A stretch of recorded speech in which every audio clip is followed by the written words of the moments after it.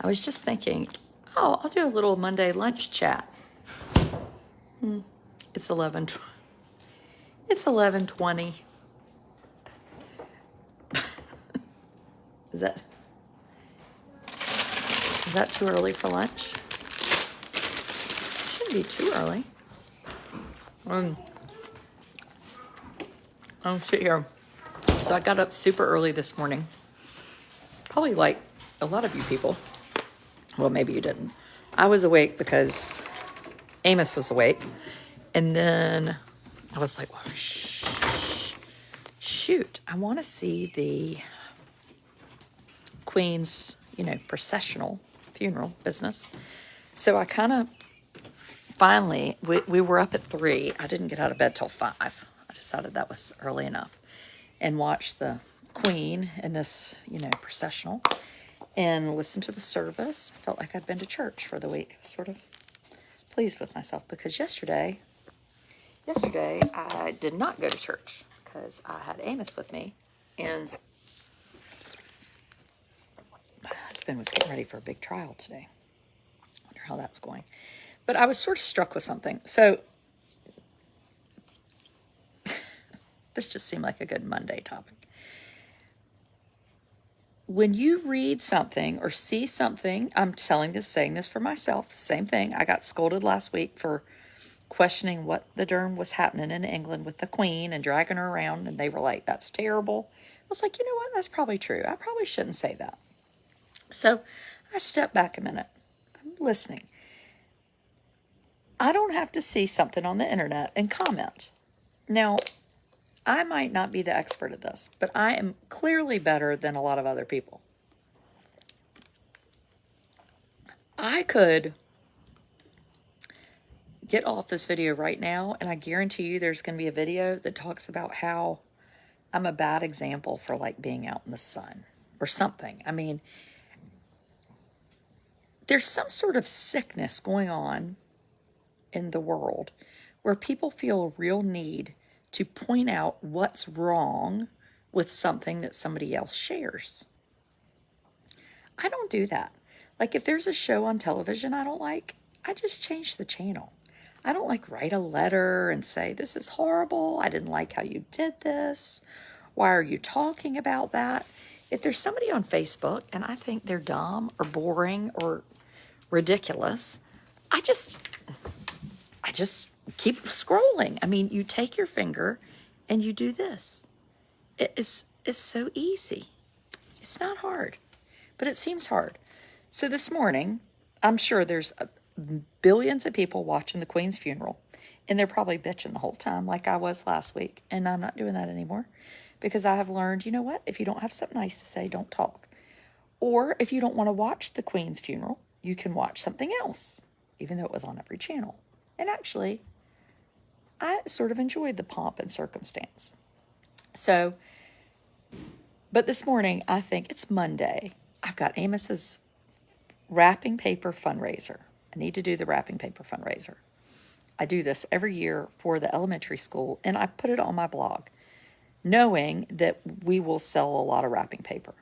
Not because I want Amos to win the giant inflatable sofa or the, splat gun or whatever else ridiculous that you win from Charleston Wrap, but because over half our kids have never seen the ocean and it's an hour away or seen a lion at the zoo.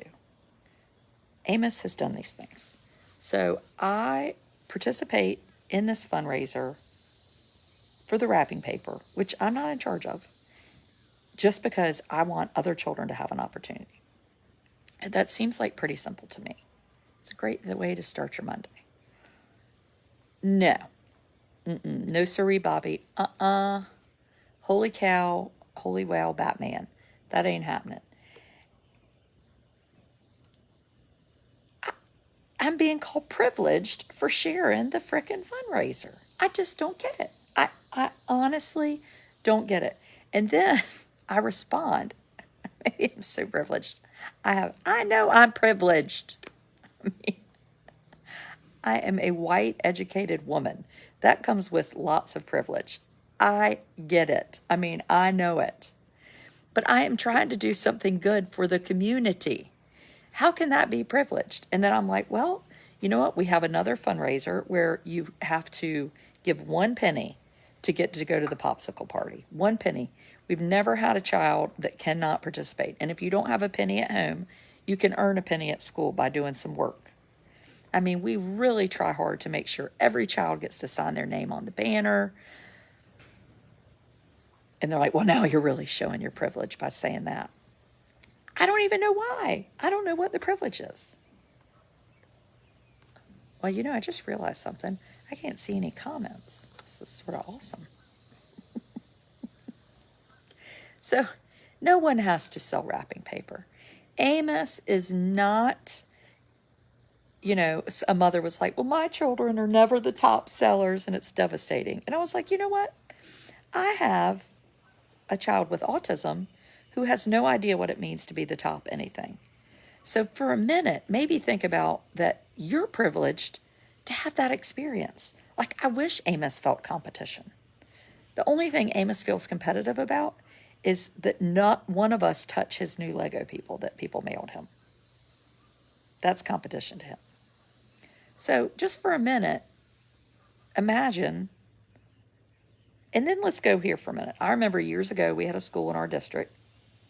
They don't do this anymore because this kind of is privilege. If you sold the most of something, you got to go on a limo ride and go to the Pizza Hut. Donuts or something. Well, I ain't selling any donuts. My children are too lazy to get out and try to sell donuts. They didn't get to go on the limo ride. And my daughter was like, well, I didn't get to go on the limo ride. I was like, too bad. Every day in this country, there are people riding around in limos, and you're not one of them. It's the same as helicopters. I mean, would I like for a helicopter to land on my neighbor's yard and scooch me to the beach in like 20 minutes? Hell yeah, I would. But it's not happening for me. It will never happen for me. And you know what? That's okay.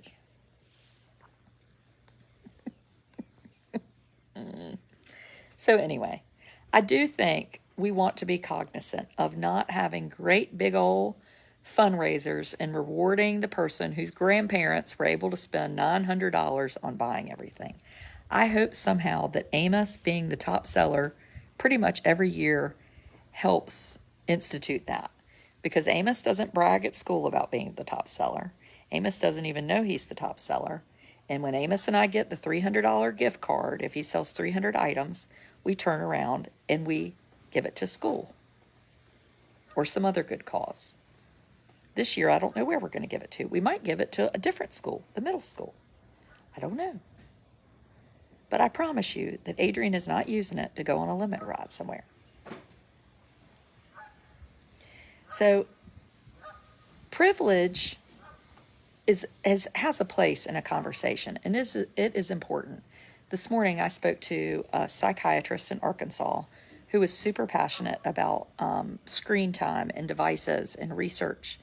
And her family was on the Today Show because they don't have smartphones. Her teenagers do not have smartphones, which, let's just be honest, that's pretty amazing, right? And she wants me to come on her podcast and talk about when Amos, how Amos no longer has an iPad. And, you know, what that decision was like. And I know in theory that sounds really impressive, right? Like, Amos doesn't have an iPad. This is amazing. This family's done all these good things. And I said to her, you know, yes, it has been great, but I also have to acknowledge my privilege in this scenario. I'll put the link in the comments after the video.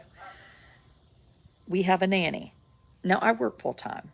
Some people think it's privilege that I have a nanny when I work full time, though I find that hard to believe that it's somebody has privilege when they use childcare so they can work. But anyway, I hear it. I'll take that. I do have a nanny. I don't have to drop Amos off somewhere, though he's 9. Can't really go to childcare at 9. But anyway, that's another story. We have a house. We've just done a great big playroom in our garage. It cost $3,000 to redo the garage. I get it. Not everybody can do that. So I'm aware when I say, well, everybody should just get rid of their iPad. You know, it's not that easy. And so And I said to her, you know, we can't go out to dinner as a family without the frickin' iPad. Or we can try to go, but I mean, it's a real crapshoot. Let's be honest. So anyway, I just try to, you know, I'm aware of privilege and where I have it. But if someone is doing something nice and their child is selling wrapping paper and you are against, as one person said, I don't support child labor. Child labor is not selling wrapping paper. That is privileged. Child labor is tiny little children in foreign countries not able to go to school working in factories. That is child labor. Child labor ain't my lazy children having to go to the neighbor's house and try to sell something with some Santas and cocoa. No. Mm-mm. No. Mm-mm. Nope, it's not. So that's your Monday update. That's all I got. That's all I have for you. I'm going to put the link up for the wrapping paper. I assure you that the wrapping paper money will go to a very good cause. Small children in Chowan County who have never set a toe on a beach or seen a lion or a zebra will get to go do these things. It is wonderful because you want kids to know that where they live is not the only place on the world, Earth. So trust me, I don't even like going on the field trips. When you go on the field trip, you sign your child out when you get there, and then I'm left to run around after Amos at the zoo or the beach or the fair. But I want everybody to have these experiences, so I will continue to support them. And you, as an American, do not have to support them. You can choose not to buy wrapping paper. You can choose not to give donations to your school system. But once you do all those things, do not go and vote for somebody in the General Assembly that wants to cut public school funding. Because if we had funding, I wouldn't have to be out here using my blog, my business, to sell chocolate and wrapping paper. So I've been pushed into a scenario where I have to do that for my community. And you know what? It is what it is. It's just how life is right now in North Carolina. Someday I won't have to. And then it'll be a wonderful, beautiful day. We can raise money for other things, like people to get service dogs. Carry on, and I'm putting the link in.